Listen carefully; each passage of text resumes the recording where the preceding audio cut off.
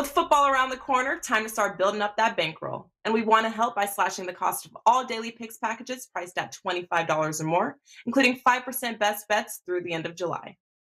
This amazing promotion runs from Tuesday, July 12th to midnight on Sunday, July 31st, and drops the pricing down to $25 daily packages for $12.50, 29 daily combo packages for $14.50, and $35 5% best bets for $17.50.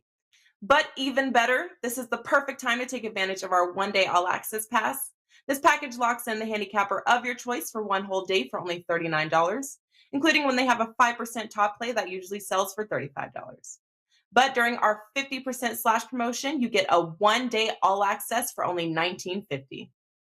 We know this business is loaded with competitors and copycats, and we are very proud and extremely excited to be one of, if not, the premier sports betting information provider in North America. Our special discount pricing goes live on Tuesday, runs through the end of the month, does not require a coupon, and is available just by going to your favorite WagerTalk or Sports Memo Handicappers homepage right now.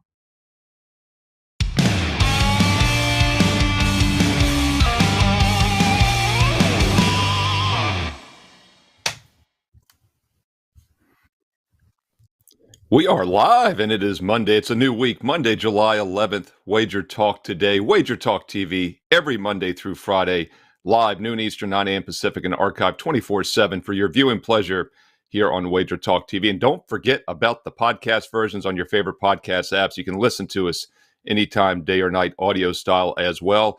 I am Steve Merrill, filling in for the Prez, and that is Adam Trigger, filling in for Teddy Covers, my co-host today on Monday. And it's a rare no Teddy, no Prez show. And that's because WagerTalk finally gave in. They got the counseling that the two needed. They're in therapy as we speak. Rumor has it Prez is doing better than Teddy, and he will be back tomorrow. Teddy might need another week or two off to regroup. But in the meantime, we got a lot of baseball to talk about today on Monday.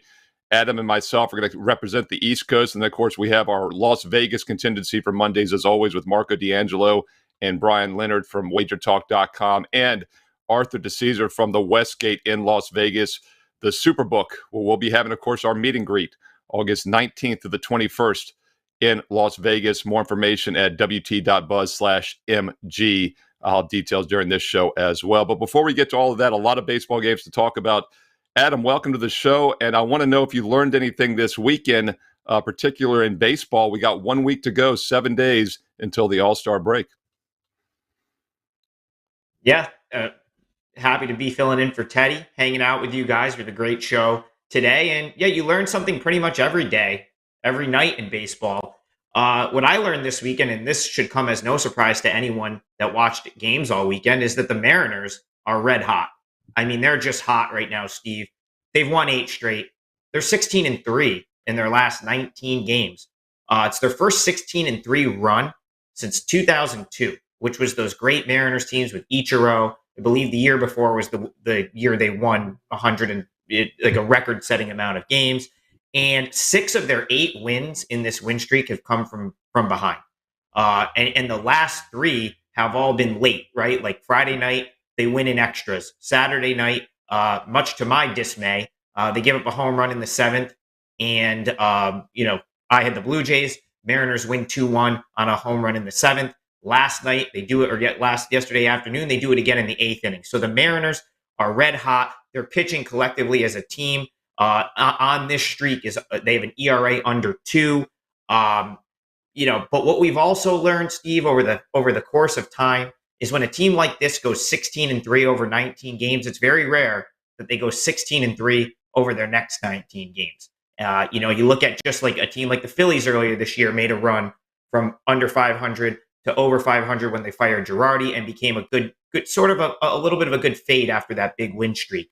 I look at Seattle overall as a team. Their pitching WAR, which is a statistic I like to look at, 21st in the league. And even with this great run of pitching, still just a 3.57 ERA collectively as a team, which is solid, but fueled by this big run. So, you've got Carlos Santana, who's the guy that continues. He's 36 years old. The Mariners picked him up for a couple prospects from the Royals. He's the one getting all the big hits.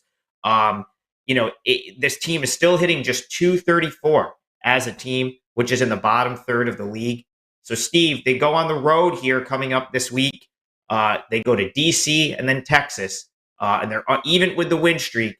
This 16-3 run, they're still under 500 on the road. So what I learned this weekend was the Mariners right now are the blessed, like red hot team in baseball. But what we've learned historically is there's a good chance that doesn't last, and maybe they're a good fate.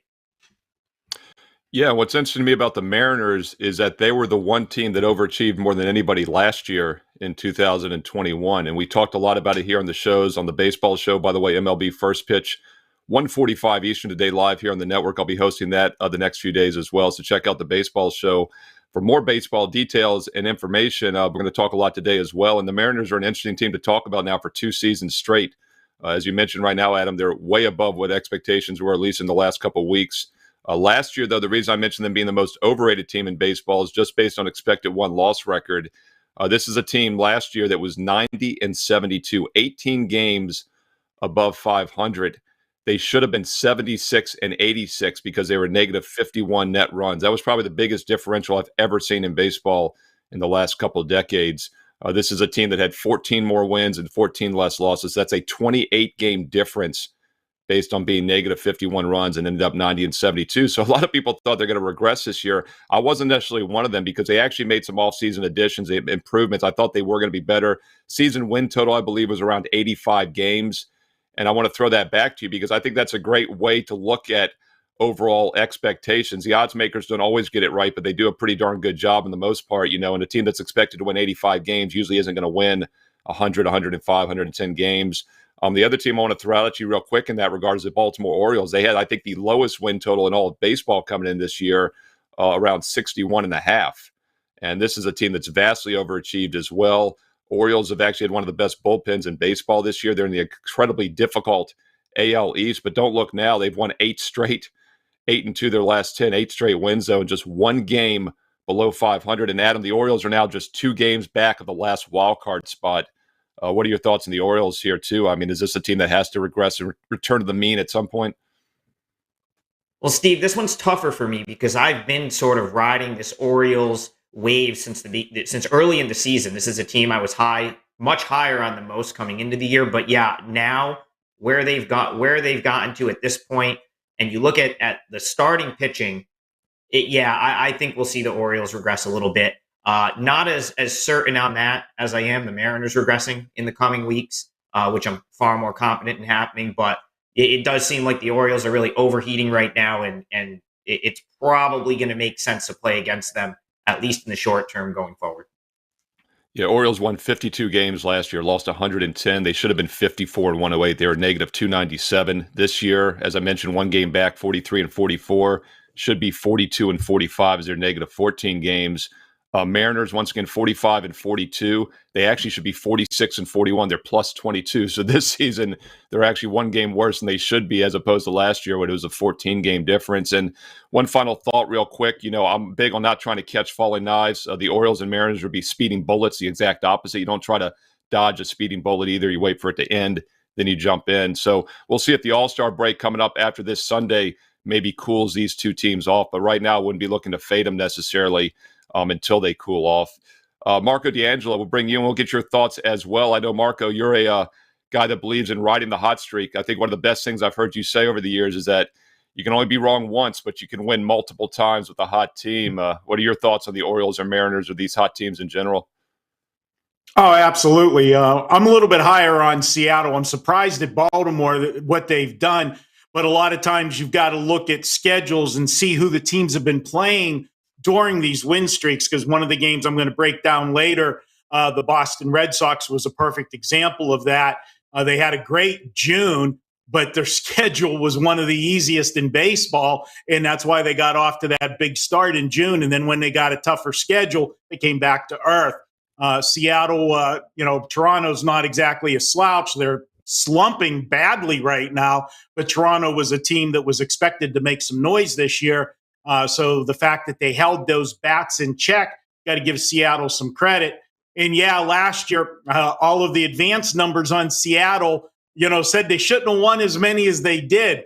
But lo and behold, they still won those games. And here they are this year winning games now. So maybe it wasn't as bad as we thought last year, and it wasn't as much of a luck factor as a lot of people figured. So The Mariners have been a good team. I know your colleague, most of the time on the show, Steve, when you fill in, Teddy's been riding Seattle during this win streak. And, if it ain't broke, don't fix it. But, yes, once they hit the wall, then you want to jump the other way and go against them. But ride the hot streaks till both of these teams cool off. Yeah, one of the reasons, obviously, Seattle did outperform last year is they were very good in one-run games. They were 33-19, and they were also 14-7 in extra inning games. And once again, some of that is not a fluke. Some teams are better in close games, some teams have better bullpens. Orioles have been the best run line team, plus 1.5 in baseball this year. That bullpen has helped there as well. And Providence in college basketball is a team we kept talking about how they overachieved. Their luck factor was high all season. That didn't really run out either till the tournament. So you got to be very careful trying to catch that falling knife or dodge that speeding bullet. Marco, I want to save your Pittsburgh Pirates for the finale here. So let's stick in the American League East and talk about that Red Sox-Rays game that you referenced. This division's incredible. I mean, we knew coming in this year all four teams are going to be really good, and that's why everybody thought Baltimore would have the most losses in baseball, just because they had to play so many games against those other four AL East teams. I think they've played like 13 against the Yankees. I believe maybe they're 4-9, and they're already just one game below 500. So that once again speaks of been looking at opponents. Toronto now is into the last wild card spot. Tampa's one game up. Boston is 2.5 up for that wild card. Yet Boston is still 14 behind the Yankees. A lot of Mondays here on the show. I love talking to you because we always have some big Sunday matchups where teams are maybe a little flat. Would that apply to Boston here? It's another team coming off that Sunday night ESPN game, and obviously a big win for them last night. Yeah, absolutely. Playing your hated rivals on national TV, playing the Yankees last night, I got to look to go against them. Then you got to travel, and you're traveling from Boston down to Tampa, and you're going to face a Tampa team that's got to be in an angry mood. A lot of times I'll look to fade a team returning home off of a road trip. But if you're Tampa, they're not going to, rest on any laurels because they just got swept by the Cincinnati Reds.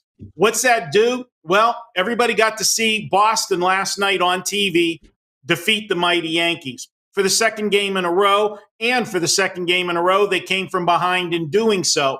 They ended up drawing away, but they were down 6-3 at one point in that game before they started knocking the ball all over the ballpark. I am going to look for Tampa to get the job done tonight. Now, a little bit of a question mark on the starting pitching for Tampa. They were listing two different pitchers earlier on. Looks like they're going to go with Whistler.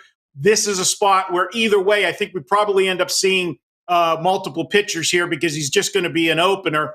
The other guy that was listed was Fleming, which they had just called up a week ago. And in his first start, when he came up, Fleming, he came in relief and pitched 5 innings, allowed 3 earned runs, no walks, 4 strikeouts. And that was key. He had a 2-month stretch down in the minor leagues, worked on control. So the fact he didn't walk anybody, got 4 strikeouts in that first start back, bodes well for him if he gets into the game. But this is all about going against Boston. Big series, like I said, against the Yankees. But if you look at Boston's last week, they've used a lot of pitchers. They've had to go into that bullpen a lot because they've been in a lot of high-scoring games, giving up a lot of runs. You look at the last week, this team has given up 5 or more runs in, I think, 6 of the last 7 games. And, in fact, they've allowed 44 runs over that stretch of games, of the 7 games. So this is a spot where I'm looking for Tampa, even though they're going to be using an opener here, to get the job done against that Boston bullpen. Not a big fan of the Boston bullpen, and I think we should see them early tonight because the pitcher going for Boston, first start, didn't go that long, 4 innings. So if they got to go into that bullpen early again tonight, that's going to be a problem. Or bigger problem, if they try to stretch the starter an extra inning or 2 to try to save the bullpen, that's when you get a young pitcher facing a lineup for the second and third time, and that's when you can get to him. So both of those are huge advantages, I feel, for Tampa. I also feel that because of the recency bias, everybody sees what they saw last. Well, Cincinnati gets swept or sweeps Tampa, and Boston goes toe-to-toe with the Yankees in a 4-game series, splitting the series 2-2. We're getting some line value on Tampa at home. If Tampa would have taken care of business over the weekend and swept Cincy or won 2 out of 3, you would have seen them installed as a favorite in this game tonight. Instead, we're getting them right now around a pick'em small dog. I'm going to go ahead and take Tampa. And here's another stat for you on Boston. A high-scoring game yesterday. Well, this season, they have scored 9 runs or more 8 times. They're 1-7 in the next game. Another reason to go against them. Also, Tampa on this losing streak. Well, over the last 2 seasons, if you take a 6-game sample size stretch and they've lost 4 or more over those 6 games, the next game, they're 29-13.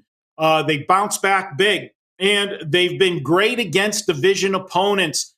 We talk about how tough the AL East is. Well, the last 2 seasons, they're 69-44 against one of the toughest divisions in baseball. I'll go ahead, take the price with Tampa tonight for play number 1. Take the Rays, full game. Marco, you hit on some of the things I was gonna ask about, but I will follow up with this. First I'll say, if there's a team that you're just going to play action with or not really be concerned about who's pitching, it's the Rays, because they piece it together better than any team in the league as far from a pitching standpoint. I sometimes look to come back if a pitcher struggled and they get to see a team quickly, and that would be a spot where I try to play on it. Or on the other hand, if they pitched well, I might try to fade it. Boston's pitcher, Bayo, tonight just faced the Rays in his Major League debut. He struggled a little bit. Are you concerned that he makes adjustments? Or is this just a guy that's a little out of his league being in the majors right now? And second, is the fade of the Sunday night team something that is a play spot for you on a regular basis? It's definitely a regular spot for me, the Sunday night. As Steve knows, every time he's filled in, and I've been here on Monday, we've been dissecting those, and we've gotten some nice dog winners with that. And again, whenever you're looking at dog plays, Adam, you don't have to hit 50% to make money. Oftentimes you can just, cash 4 out of 10 tickets and you're going to show profit with the dog. So yes, for that question. The other question, you brought up a great point about the Boston pitcher. Now, when a guy faces a team back-to-back starts, if it's a veteran, I like him to make the adjustments, especially if he was embarrassed. But whenever it's a rookie or somebody that's only faced that team once before, I say it over and over again. The pitcher has the advantage first time through the league.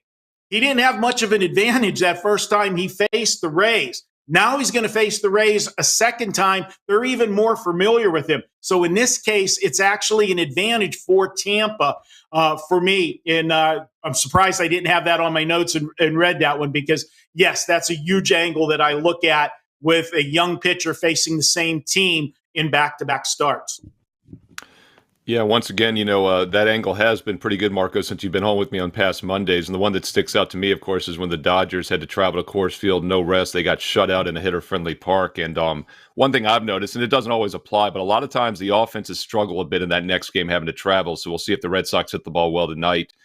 Tampa, of course, returning home after getting swept, as Marco said, at Cincinnati.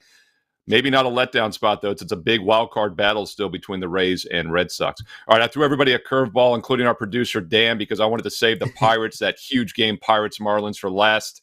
So now we could throw up that graphic for Pirates-Marlins. Marco's Pittsburgh Pirates. How you playing this one tonight on Monday? Well, talking about a flat spot, I feel this is a big flat spot for the Pittsburgh Pirates. If you look at what they've done going back to last weekend, 4th of July weekend, their schedule, they played division rival and the team that's expected to win the division, the Milwaukee Brewers. They played them at home for a 3-game series. Excuse me, that was a 4-game series. Then they had the Yankees come into PNC Park. That was a huge series for the Pirates, getting to play the Yankees in PNC Park. We talk about the Pirates and how bad the attendance is every year at Pittsburgh. Well, they had both games where they had 37,000, in the stands for the Pirate games against the Yankees. Were they there to see the Pirates? No, they were there to see the Yankees, of course, in that interleague matchup. But it was still a big deal for the Pirates. Then they had to turn around and fly to Cincinnati, play a one-day doubleheader in Cincinnati, turn around and fly after the doubleheader to go play Milwaukee again for another series. So now, after all those division matchups and then the Yankees sandwiched in between, they're playing a non-division team on a Monday. That's a flat spot in itself going on the road. Then if you look at the Pittsburgh Pirates, and I know a lot of people hate when I bring up stats like this where days of the week, and they say, what the hell does that matter? It does matter in the mindset of teams, in my opinion. A lot of times big teams don't play well. The good teams on Mondays and Tuesdays, they're bored or whatever, or coming off a big weekend series. But I found this on the Pittsburgh Pirates, and it actually surprised me. On Mondays, when they play on the road, the last two seasons, the Pittsburgh Pirates are just 1-14 on Mondays on the road.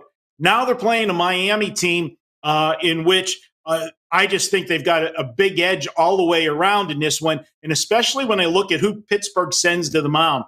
Brad Keller has been an absolute train wreck. This is a guy that in his last three starts has an ERA of 7.20 and a whip of 2.00. Guys, if you're putting two base runners on per inning, you're asking for trouble. And the Pirates, they've used a lot of pitchers, with all the games they've had over the last 10, 11 days, playing that doubleheader in there without a day off. I'm going to go ahead and take Miami here. I'm going to take them for the full game.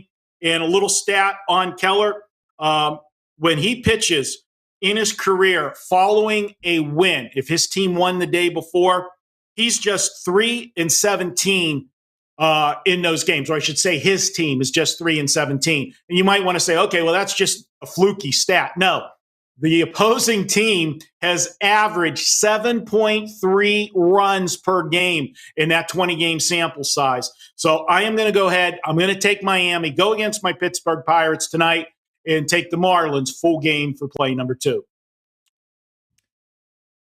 So, Marco, I wanted to disagree with you on this one because I've been having success playing on the Pirates of late. I think since they infused some youth into this lineup, they brought O'Neal Cruz up, that they've been much better and almost have been sort of a play-on type team, because I don't really think the books are pricing them appropriately. With that being said, last week on this show, you absolutely nailed Mitch Keller getting destroyed by the Yankees. Is this a spot here? Or do you like this Pirates team in general, but this is just a spot where it just makes sense to go against them?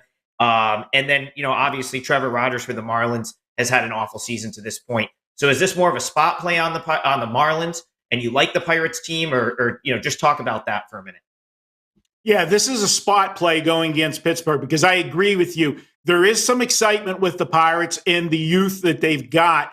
And they got that shot in the arm where they did call up Cruz. We've seen this a few times from the Pirates over the years whenever there's been a prospect that, we don't get a lot to get excited about with the Pirates organization. The biggest names that have come up, obviously, there was, the ton of buzz when Garrett Cole made, his debut with the Pirates how many years ago, until he got through that first contract. And then, of course, goes to the Yankees. Polanco was another one that had a lot of buzz when he came up. People were trying to compare him to Roberto Clemente coming up. And, he had a couple good years and then he fizzled out. Yes, there's excitement with Cruz. He got off to a hard start, but if you look at his batting average, it's dropped consistently since. But I do think the Pirates are going to be a play-on team the second half of the season, because they are going to be dogs and they are feisty. But this is just a bad spot for them today for me to go ahead and, go against them. So you are spot on. I think you will make money playing the Pirates most of the second half, especially in good spots, but this is definitely not one of them. Yeah, and the Marlins actually could be a bit of an underrated team, too. They've actually been plus run differential almost all season, even though they've been below 500 record-wise. So this is a team that should be a little bit better than their overall record. and they've won 7 out of 10, playing decent baseball heading to this final week before the All-Star break. Marco, I forgot to mention it is $9 Monday at WagerTalk.com. That means every best bet across the board from every capper is only $9. Put that in perspective. A regular play is $25. A normal 5% play is $35. You get everything for just $9 Monday. And I know you've got a strong 4% MLB best bets not on Monday. Tell us about it. Yeah, guys, my 4% plays and above have just been rolling. 84 and 54 on the run. We're number one at Wager Talk this season, 2022, with 4 and 5% plays. So check that out. I don't release a ton of them. Generally, 4 of them a week, 5 at most. But we got one today. Head over, $9. Can't beat it. Everybody at the Wager Talk for $9. We've got a lot of guys that are really lighting it up in baseball right now. So take advantage of it. It's a great time of year to make some money before football starts in a month, and it's a $9 Monday for all MLB best bets. Every best bet, every sport today, WagerTalk.com. All right, Adam, big game breakdown, your big game debut. 30 seconds coming back with the MLB big game breakdown from Adam Trigger. We'll be right back after the break.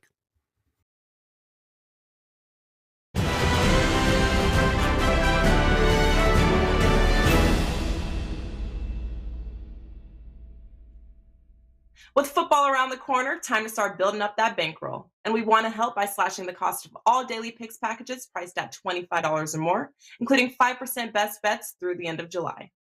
This amazing promotion runs from Tuesday, July 12th to midnight on Sunday, July 31st, and drops the pricing down to $25 daily packages for $12.50, $29 daily combo packages for $14.50, and $35 5% best bets for $17.50. But even better, this is the perfect time to take advantage of our one-day all-access pass. This package locks in the handicapper of your choice for one whole day for only $39, including when they have a 5% top play that usually sells for $35. But during our 50% slash promotion, you get a one-day all-access for only $19.50. We know this business is loaded with competitors and copycats, and we are very proud and extremely excited to be one of, if not, the premier sports betting information provider in North America. Our special discount pricing goes live on Tuesday, runs through the end of the month, does not require a coupon, and is available just by going to your favorite Wager Talk or Sports Memo Handicappers homepage right now.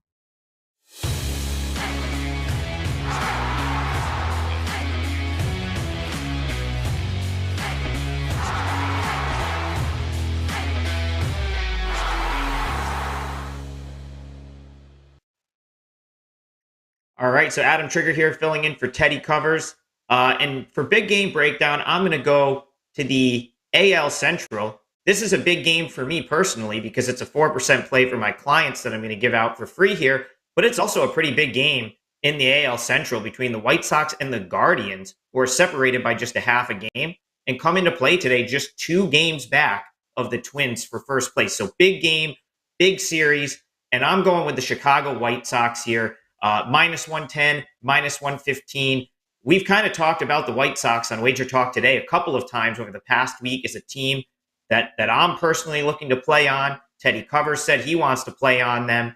And it really just comes down to the White Sox, in my opinion, being underrated based on where they were expected to be at this point in the season. I keep going back to the futures market coming into the year where the White Sox took more respected money than any other team. If you add up what was wagered upon the White Sox by sharp bettors to win the AL Central, the AL, and to win the World Series in the futures market, the White Sox were the team that took a lot of that sharp money, yet enter play here today, like a game under 500. So we've seen some of these teams like we talked about earlier, like the Mariners, the Orioles kind of go on their big win streak. And I've been waiting for the White Sox to do the same. And I still think it's coming for this White Sox team. Bounced back nicely over the weekend, lost the first 2 games of a series to the Tigers, come back and win on Saturday and Sunday. And here's, they go with someone in Lance Lynn that he hasn't been the Lance Lynn of old yet, but I still think it's in there somewhere. He tossed 6 shutout innings against the Giants. He really kept his team in the game last week, even though he didn't have his best up against the Twins. The White Sox ended up coming back and walking that game off. So I really like Lance Lynn to pitch well here. And, the Guardians are a team that, in my opinion, they've lost 5 of 6. I think they've just really struggled to kind of hang around 500. They've maybe overachieved a little bit to this point in the season. So I think this is a great spot to step in what is a big game and a big series for both of these teams, with a White Sox team that I think is ready to take off and take the next step. So here you get the White Sox minus 110. They've actually been better on the road this season than at home. They're 4 games above 500 on the road, 6 games under at home. I think we start seeing the White Sox win games. I think they can hit Quantrill. They hit him hard last month. So I think the White Sox come to play tonight. I think their bats are rolling. We get a little bit from Lance Lynn, and I think that's enough to get the White Sox to the finish line here. So big game breakdown. Chicago White Sox minus 110, 4% for me, 4% play for me at WagerTalk. I like them to get it going here and in this series going forward. Not a bad way to make your debut in Big Game Breakdown, giving a free 4% client best bet for free right here on the air. That's Adam Trigger, WagerTalk.com. And don't forget to get all of Adam's best bets tonight for just $9, including that one. That was $0 Monday because he gave it to you for free here in the Big Game Breakdown. And yeah, like a week ago, Teddy mentioned here on the show that his 2 play-on teams, at least 2 of them going forward in the second half, were the White Sox and the Seattle Mariners, who we talked about earlier. So we've come full circle on those 2 teams. White Sox over-under season win was around 92. They were projected to go 92-70 when the season began. They're 41-43. So obviously there is some upside if they revert to the mean, as we talked about here on the show today. Future markets at FanDuel's Twins minus 125 to win that division. Still, White Sox are only plus 175, even though Bryan Leonard's Cleveland Guardians are a game ahead of them at plus 500, 5-1. And, of course, they're really not Brian's Cleveland Guardians. They were his Cleveland Indians. But we bring him on nonetheless. Bryan Leonard, WagerTalk.com. Get Brian's best bets also for $9 Monday tonight. And, Brian, let's keep talking some baseball. We're going to look at some NL West games where it's been a very competitive division as expected, obviously, with the Padres, Giants, and Dodgers, D-backs and Rockies there as well. And let's talk about the Rockies at home. Padres at Rockies. Could this maybe be a potential flat spot for San Diego tonight on Monday? We've been kind of talking about these Monday flat spots on the show. I don't think it will be, considering San Diego struggled so much in Colorado. So I think they'll be focused here. I do want to point out before I get into the analysis this is the last week before the All-Star break. I know you do this also, Steve. We've talked about this in the past, about teams. The last week, it's sort of like your last week. It's school, and you got to go on your summer vacation. The NBA right before the All-Star break, coming out of the All-Star break, you make good money if you bet on veteran teams that have been there before. So keep that in mind this week. That a lot of these teams that are not, especially the teams that don't have many All-Stars, one guy on their team, they've been planning these vacations for a long time. So you have to take into that account. Now, it's not as much now as it will be for the final series before the All-Star break, but a lot of these teams will not be giving full efforts at that time. They're looking at their plans with their family. So something to keep in mind on.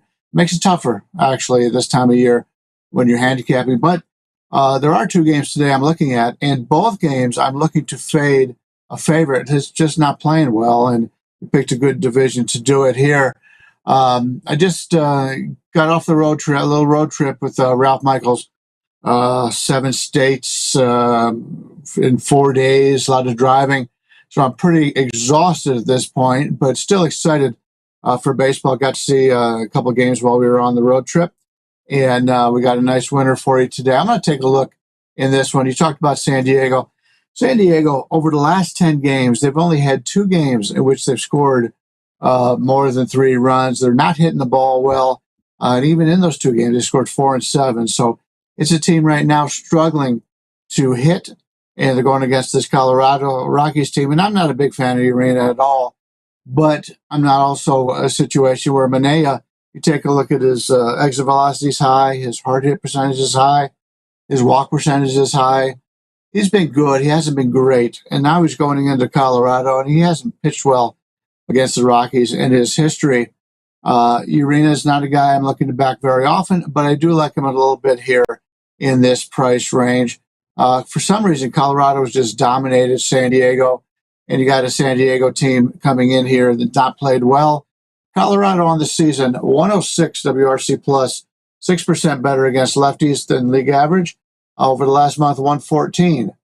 So they've been playing better. CJ Cron is supposed to play here in this game. Also, the shortstop is supposed to play.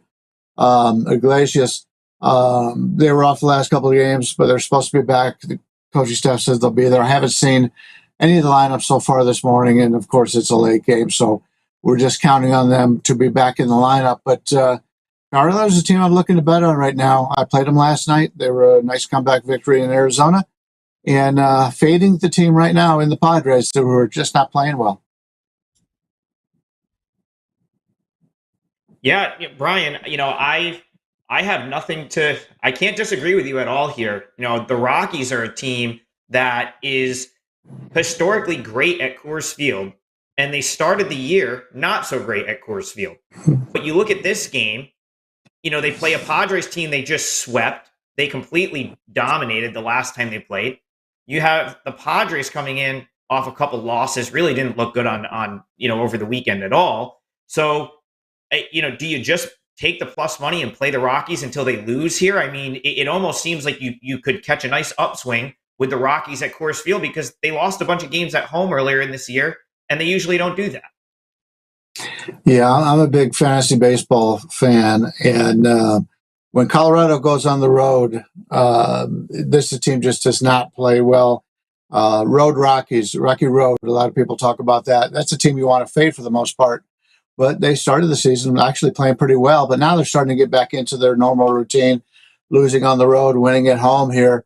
And I was just in that Denver altitude, and I was listening to a hockey show a few weeks ago, and they had a former player who played in Arizona, and he said just from being in that area so long, and your wind is better. Even if when you come back from a road trip, you are much better from an energy standpoint playing in Colorado on a regular basis than you are for these teams coming in. That could be part of the reasons why San Diego struggled here, but get a Colorado team off a win in a nice underdog situation. I like it.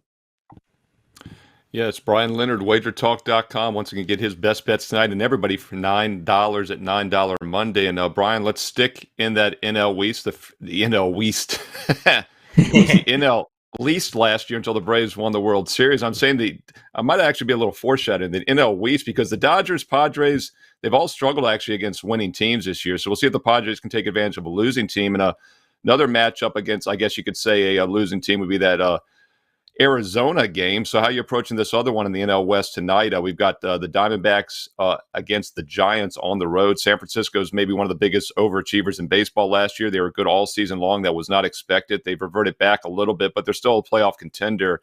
Diamondbacks at Giants tonight on Monday. How are you looking at this one?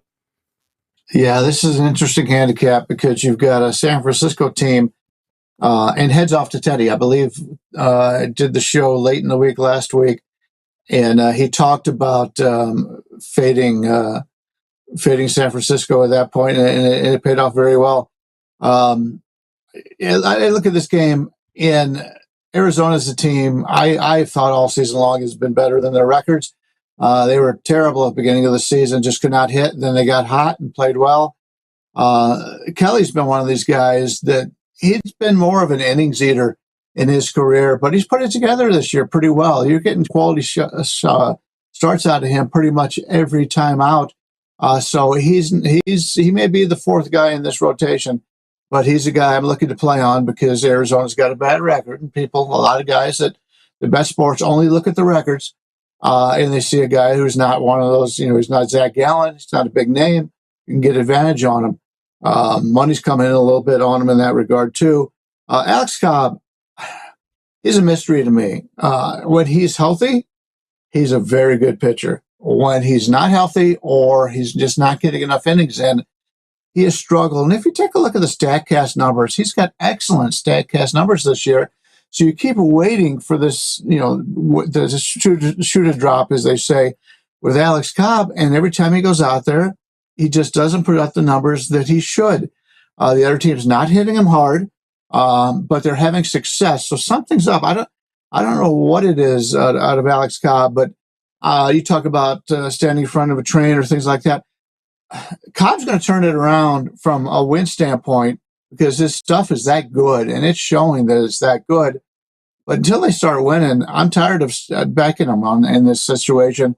San Francisco's a team not playing well right now, and they've been laying a lot of big prices. So you've been back in San Francisco over the last 3 weeks or so. You're getting it handed to you. I like this Arizona team. The line is very fair to me. It's all based on the Cobb situation, on a little bit regression there. But I think that sometimes you'll get to the end of the season, and you mentioned that earlier with Seattle last year. They were so good in one-run games, and they continue to do it all season long. Maybe it's one of those situations that after a while you got to look at pitchers in that regard and start going against what a lot of other people are doing. And that's what I'm looking at here from this Arizona team. Price is right. I got two nice underdogs today. If we split them, we make money. And you talked about $9 Monday. These are my $9 Monday plays. No reason to pay $9 for these plays today. You get both my plays for free for tuning in to WagerTalk Today. It's Bryan Leonard. Bryan, thank you for the gifts to the viewers for $9 Monday. Man, you and Adam, you've made it $0 Monday. So if that's not a reason, folks, to hit subscribe and hit the thumbs up and follow us here on WagerTalk TV. I don't know. You just got 3 official best bets for $0 Monday from Adam Trigger and Bryan Leonard. And once again, if you want to build your bankroll even more, there's tons of other best bets for just $9 at wagertalk.com.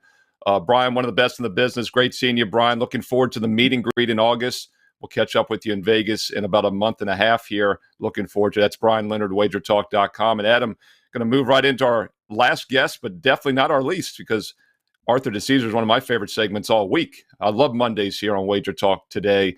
And Arthur D'Angelo, of course, just happens to be from the Westgate in Las Vegas. And Art, can't wait for the meet and greet. I know it's the Super Contest weekend as well. So that's the ultimate parlay right there. August 19th to the 21st, Friday through Sunday. More information on the website, a shortcut code, WT.buzz/MG for meet greet, WT.buzz/MG. You can find out all the details, the itinerary. We have a basketball shoot around. Arthur, can we perhaps get a day off for you on that Saturday? I know it's going to be a little busy.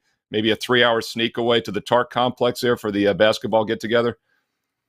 That's fine. If we have a 3-point contest, I would like to enter.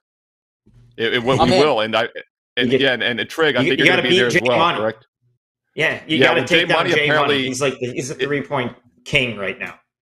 Well, and it's off the board in a lot of locations, including the Superbook, because Jay Money is questionable because it's his birthday weekend, and he has told us on one of the NBA shows earlier he might not be able to make it. So Ronald Kabang, I heard, was pretty good. Tony Mejia had not picked up a basketball in like a year. He apparently is going to the YMCA every single day, dead serious. So we're going to have some contenders there. And Arthur, I'm going to add you to the list in my virtual sports book that's in my head. And Adam Trigger will put you on that list as well. But Arthur, also tell us about the Super Contest weekend. I mean, it's one of the reasons we partnered up with you all, because there's a lot going on that weekend, August 19th to the 21st. Yeah, Steve, it's one of our big weekends. Obviously, Westgate known for a lot of things, but really known for the Super Contest. Super Contest basically going into almost its 40th year of existence, and that's the Super Contest weekend where we give away a couple Super Contests. It's a golf outing. It's just a whole thing, and obviously having Wager Talk come in and do a meet and greet like we did in March, which was an awesome time. It's just another great weekend to, get us ready for football season, get people signed up, get everyone to meet all the fun people at Wager Talk. So it's going to be a really, really great weekend. I'm very much looking forward to it. Yeah, once again, that is a free event to attend, and you can also get a discounted room rate at the Westgate. I'm not sure there's any left, but that they are, the promo code is still available at WT.buzz/MG. You got to call directly to get that special $45 room rate, and Art will tell you that's a great deal. So don't miss out, WT.buzz/MG. All right, Art, the few minutes we've got with you, I want to make them count. So let's talk some baseball. I'll throw it to you. Then I'll let Adam follow up with any question he might have. What's some actual info for Monday, and also any futures market, anything else you're looking at in the world of MLB before we hit the All-Star break? Sure, absolutely. As far as the baseball goes today, interesting one, Phillies at Cardinals. We basically opened that as a pick'em. Phillies were slight favorite, I guess, 106. And then the early money came in on Philly. We got to Philly minus 112. Then the buyback came in on St. Louis, got back to the pick'em, minus 105 both ways. And then when the people really got in, when the morning hit, you started to see the Philly money come in. So we're now sitting Phillies minus 118. So pretty good Philly money has come in.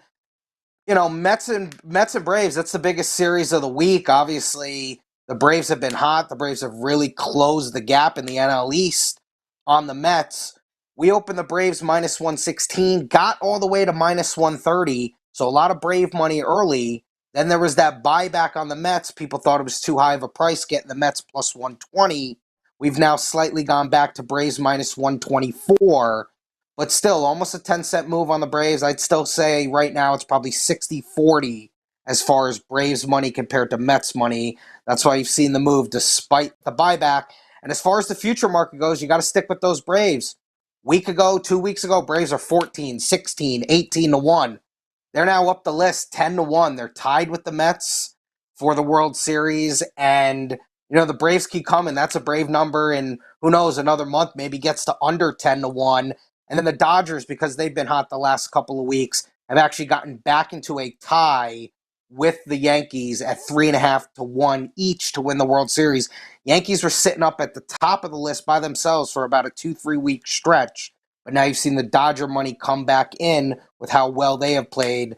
And Houston as well. You got to talk about them. They were 6-1, now 5.5-1. So a lot of the big boys, their numbers are starting to creep down. You might be losing value if you don't get in early on those teams. Yeah, so I wanted to ask a question. I referenced this earlier in the show. I figured you were the perfect person to ask this. So I said early coming into the season, the Chicago White Sox took as much sort of respected money in the futures market as any team in terms of like people betting them to win the American League Central, people betting them to win the AL, and then to win the World Series. So they've clearly underachieved. Do you see bettors, specifically, and maybe even those same bettors, sort of come back and take a position on them later in the year? And not just them, any team that maybe took money earlier in the year. Do you see a lot of like follow through on those teams if they haven't sort of gone to plan up to that point? Adam, that's a great question. I think you definitely can see that. I'll raise my hand. I was guilty. I took the White Sox at 12-1 to win the World Series. So, it doesn't look that great right now, especially because we got it sitting at 25-1. But, there's still a lot of baseball to be played. And I think maybe the people who got in at 12 or 14-1 might feel, hey, this is a team that can make a run over these next 80 games. And now I'm getting them at 25-1 or in a couple weeks, maybe 20-1. So, I can kind of get back in on that. But, there's definitely a lot of people. I know for us, like the sharper guys who just take a position, either it's the pennant or the World Series. Divisions, we take the divisions off the board pretty quickly. Once the season starts, divisions are basically down for us. We might open them back up as far as during the All-Star break and give people like a 3 or 4 day window to rebet them. Obviously, win totals go off the board right away. But yeah, some people do come back in. That's more the public people. Some people who are just in town and they're like, oh, my White Sox are 25-1, or, my Rays are 30-1, or my Padres are 16-1. So that they're more kind of jumping in, and they really might not even have known what their team was at the beginning of the year. Sometimes the sharper bettors just feel, hey, this is the number I got. I'm not going to go back in and even waste a little bit more money here. So, hey, I got them at 12-1. They're 25-1. I'm just going to hold on my 12-1 ticket. That's Arthur Dicesare, Westgate Superbook in Las Vegas, and you can meet him in person, of course, August 19th to the 21st, Super Contest Weekend, the Wager Talk meet and greet. But Art is also there pretty much every day of the week, and he loves to have people come in and say they saw us on Wager Talk today. And Art, before we let you go, let me get your predictions. We're talking about the All-Star break coming up. We hit the halfway point last week. Teddy had mentioned White Sox and Mariners, a couple play-on teams for him going forward. Do you have a sleeper, a play on or a play against team, a team you think might have some value in the second half of the season, or a team maybe you think is overrated going into the second half? For me right now, and it was a team I liked like a month ago, but they just have not looked good. I think the Cardinals might be a little bit of a fade here. They just have not looked good these last couple of weeks. Now, I know the Cardinals are always going to be in the market to make a move and probably make a move to make a push for the playoffs, but I just don't like what I've seen out of the Cardinals. I think the Cardinals are a little bit of fade, and I'm not breaking any news here. The way Atlanta's played, they did this last year. They're doing it again this year. Atlanta, a team moving forward. If they continue, I think they might steamroll the Mets in that division, despite the Mets obviously getting Scherzer and DeGrom back. I think the Braves could really blow past the Mets.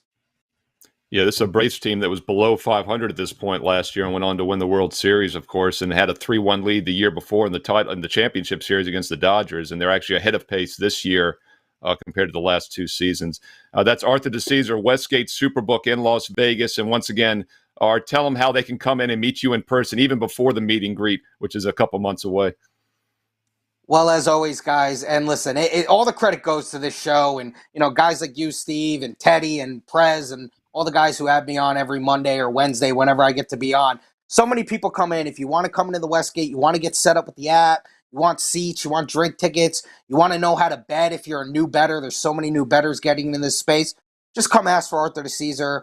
If and when I'm there, and I'm there a lot of the times, you just come ask for me, and I'll get you set up and talk to you and get you whatever you need for you to have a really good experience down at the Westgate. Yeah, we can't let you go, Art, without reminding people to follow you on Twitter as well, at ArtDice21, one of the best handles out there, and also a great Twitter follow on top of that. So that's Arthur D'Angelo, Westgate Superbook in Las Vegas. And once again, he's there on a weekly basis, but we'll all be out there. Adam, myself, Steve Merrill, Teddy lives there. Prez will be back in Vegas when allowed, and that's August 19th to the 21st. Details on the online, wt.buzz/MG for meet greet. Adam, enjoyed hosting with you, my man. You did a great job, and you will be on Wager Talk Today numerous times in weeks to come, and also, most importantly, on MLB First Pitch this Wednesday with Ariel Epstein, and I'll be on with you as well. And don't forget about MLB First Pitch. It's up in 1 hour at 1:45 Eastern every Monday through Friday, and, of course, archived 24/7 on replay as well. Hope you enjoyed the show, everyone. Hit subscribe, hit the bell for instant alerts when shows go live. Give us a thumbs up and leave us some comments below. Let us know how you think therapy is going for the Prez and Teddy covers, who will recover faster and who will be back faster here on the show. I've got some inside information on that. Adam, great show as always. I'll let you take us home, as Teddy often does. Yeah, I enjoyed it.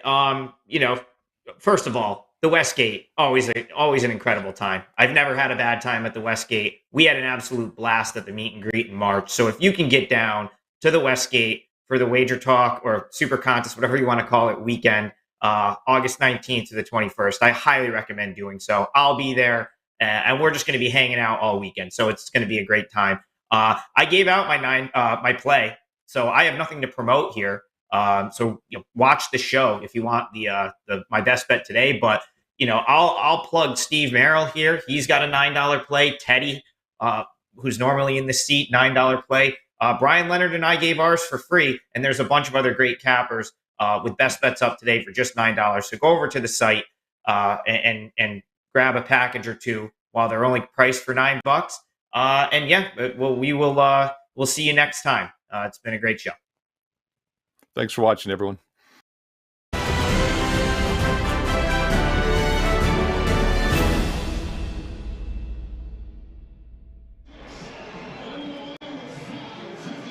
Let's go, Daggers! Are you ready for the Wager Talk Meet and Greet 2 in Vegas this August? Following the success of our March Madness Meet and Greet at the Superbook Clubhouse, we're heading back to the desert before football season, and we're bringing plenty of friends with us. Who? Plenty of Wager Talk personalities with a handful of Las Vegas friends. What? Super Contest Weekend. Where? Westgate Las Vegas Superbook. When? August 19th through the 21st, 2022, with the meet and greet that Saturday. Why? Drinks, golf, hoops, football, and fun. The Westgate has graciously extended a large block with discounted rooms for those looking to join us for Super Contest Weekend.